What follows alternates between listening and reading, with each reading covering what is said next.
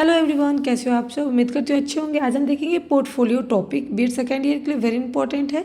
तो पोर्टफोलियो का अर्थ क्या होता है। पोर्टफोलियो का अर्थ होता है कि संग्रह यानी कि कलेक्शन करके इकट्ठा करना। एक तरह का पोर्टफोलियो एक फाइल है जिसमें समय समय पर किए गए कार्य को, जैसे विद्यार्थी ने कौन सा कार्य किया, प्रोजेक्ट बनाया, असाइनमेंट बनाई, चित्र बनाया या फिर कोई चार्ट बनाया, तो उसको इकट्ठा करके रखा जाता है और जिससे शिक्षक को समझने में भी मदद मिलता है कि कौन सा स्टूडेंट किसके माध्यम से प्रोग्रेस कर रहा है, यानी कि ज़्यादा से ज़्यादा लर्निंग कर पा रहा है, यानी कि सीख पा रहा है, समय के साथ कैसे विकसित हो रहा है। ये चीज़ों को हम पोर्टफोलियो कहते हैं। अगर सरल शब्दों में कहें तो छात्रों की प्रगति, उपलब्धियाँ और व्यवस्थित रिकॉर्ड, यानी कि विद्यार्थी अगर स्कूल जाता है तो उसकी उपलब्धियाँ, रोज़ की उपलब्धियाँ क्या है, कैसे है, उसने क्या बनाया, कितना पढ़ा और किस चीज़ में भाग ले रहा है, किस चीज़ में, खेल में ज़्यादा एक्टिव है या फिर कंप्यूटर लैब में ज़्यादा एक्टिव है।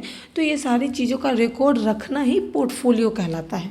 विद्वानों के द्वारा यानी कि फिलोसफर के अनुसार हम परिभाषा देखते हैं कि पोर्टफोलियो छात्रों के कार्य और उद्देश्यपूर्ण संग्रह है जो उसके प्रयास, प्रगति और उपलब्धियों को दर्शाता है, उसे पोर्टफोलियो कहते हैं। ये किसने बोला है? पोल्सन ने कहा है। अब हम दूसरा देखेंगे। अटरट और स्पेंडर ने कहा है कि पोर्टफोलियो छात्र के कार्य को व्यवस्थित करता है, यानी कि छात्र जो भी कार्य करता है उसको इकट्ठा करता है और उसकी गतिविधियाँ, यानी कि उसको कितना परसेंट आ रहा है, वो आगे बढ़ रहा है या नहीं बढ़ रहा है, उसकी उपलब्धियाँ, वो कितना दिन स्कूल में प्रेजेंट है, कितना दिन बाहर है, घर से सीखता है, ये सारी चीज़ों को दर्शाता है, वो पोर्टफोलियो कहलाता है। इसकी विशेषताएं क्या है, आप इसको डायग्राम के माध्यम से लिखेंगे एग्जाम में, देखेंगे। यह छात्र के कार्य को संग्रह करता है, यानी कि कलेक्शन करता है, ठीक है, छात्र ने क्या क्या कार्य किए।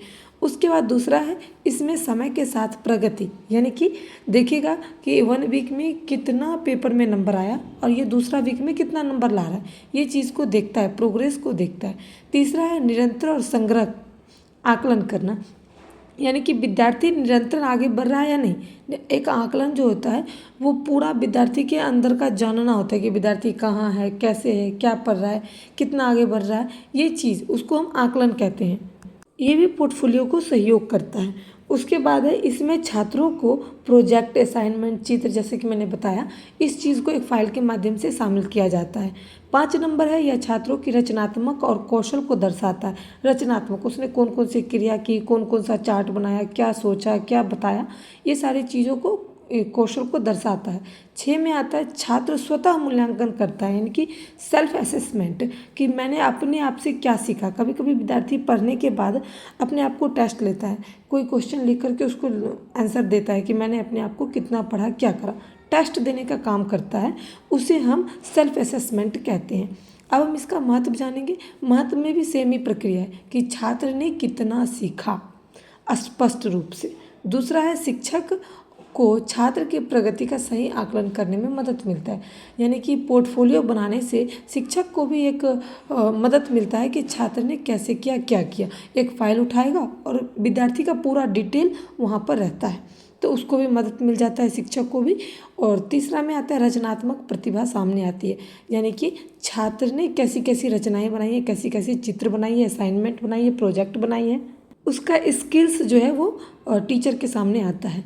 4 नंबर में देखेंगे, नियंत्रण एवं व्यापक मूल्यांकन है, CCE, यानी कि नियंत्रण, यानी कि विद्यार्थी ने निरंतर किस चीज़ पर ज़्यादा जोर दिया है जिसके कारण इसके नंबर इतने अच्छे आए हैं, या फिर किसके कारण इसका नंबर डाउन गया, इसका परसेंटेज डाउन गया है, ये देखने का काम जो है CCE यानी कि नियंत्रण, व्यापक और मूल्यांकन करता है। 5 नंबर आता है, छात्र में आत्मविश्वास और जिम्मेदारी विकसित होती है।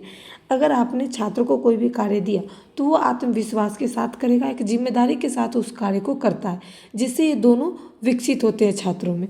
उसके बाद आता है 6 नंबर, माता पिता और शिक्षक को छात्र की वास्तविक उपलब्धियों की जानकारी मिलती है, यानी कि छात्र कितना बदल रहा है, उसके बिहेवियर में चेंज आ रहा है, वो कैसा है, कितने आगे बढ़े हैं।